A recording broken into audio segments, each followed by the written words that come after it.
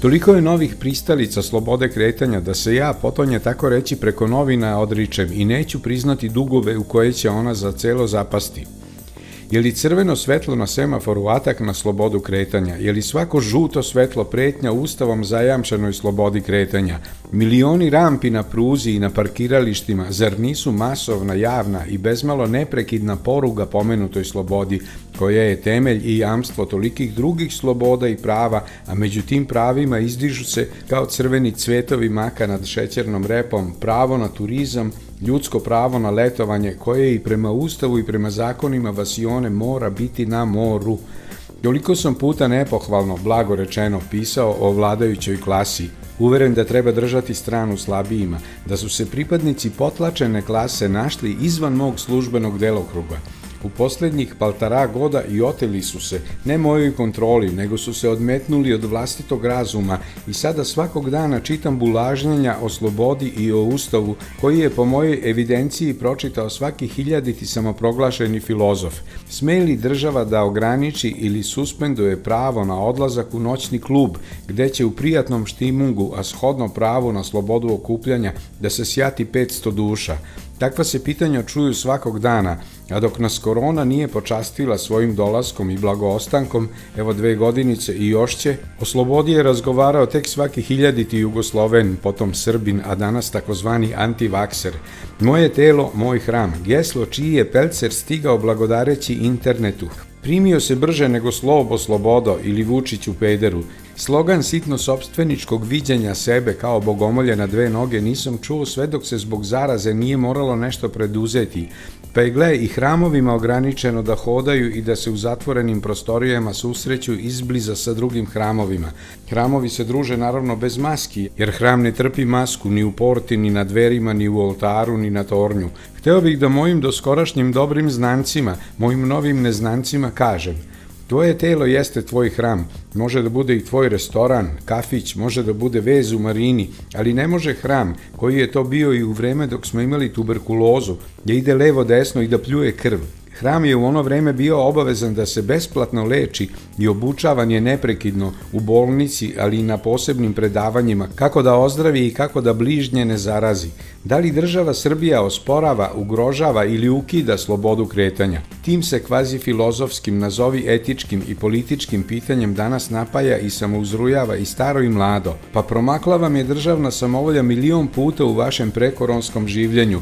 Država je naša pogotovo, a ni druge nisu nikakve cvećke, kršila naše slobode na nebrojeno mnogo načina i neznano koliko puta. I ćutali ste sve dok se vašim badavadžijskim navikama i malograđanskoj inerciji nije na putu našlo nekoliko kakvih takvih mera da se epidemija uspori i koliko toliko suzbije. Tražio sam pre 10 godina, još mi nisu odgovorili, da mi Evropska unija vrati 5000 maraka koje sam samo u ovom veku dao za šengenske vize. Imam 5 ili 6 pasoša iz kojih se belodano i danas vidi kako je ograničavano moje pravo da se krećem ne plaćajući zbog toga nikakav danak nikome, osim onome za čiji se podvoz odlučim. Plaćam samo avionsku ili voznu kartu, ako ne hodam sam pešice sa boščom na leđima i okovanim štapom u desnici. Pa šta, prežalio sam novac, ne nadam se ni parnici, kamoli da će mi neetički i nezakonito uzet novac biti vraćen. Miloševiću sam morao da plaćam takozvanu izlaznu taksu, suludi harač koji da kako dovodi u pitanje moju slobodu da se krećem i da se šta više nastanim tamo gde mi se bude prohtelo. Ako toj zajednici kojoj bih se pridružio nisam pretnja i ukoliko imam neki mirnodopski zanat kojim bih zarađivao za sklonište, ogrev, odeću i hranu i porez. Pa mojemu država Srbija nije se dovoljno ogrešila o slobode zajamčene Ustavom. Nije naložila da se svi telohramovi bespogovorno, pokorno i sa zahvalnošću blagovakcinišu, osim 1% stanovništva koji za nevakcinaciju ima valjane medicinske razloge. Nisu to učinile ni druge države, zato što im je tako udobnije i korisnije, ali se naravno ni sa drugim državama ne slažem i ne bih se za njima poveo.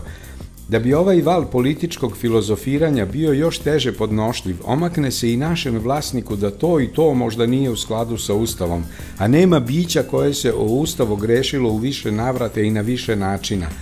Ali ono što me je ponukalo na ovaj traktat jeste pitanje koje sam video u Mislim danasu. Šta Ustavni sud misli o slobodi kretanja u vreme epidemije?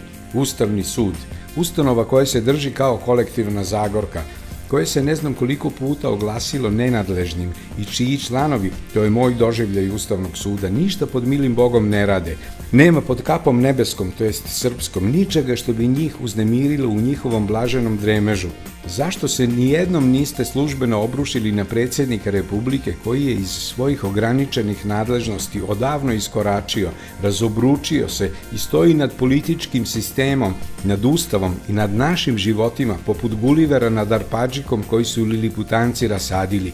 Tu je kršeno vaše pravo, slobodari i hramozvanci, koje možda spada u obligaciono, ne znam, ali imate i sad pravo da od Ustavnog suda, koji nedragovoljno izdržavate i preplaćujete, dobijete i odgovarajuću uslugu.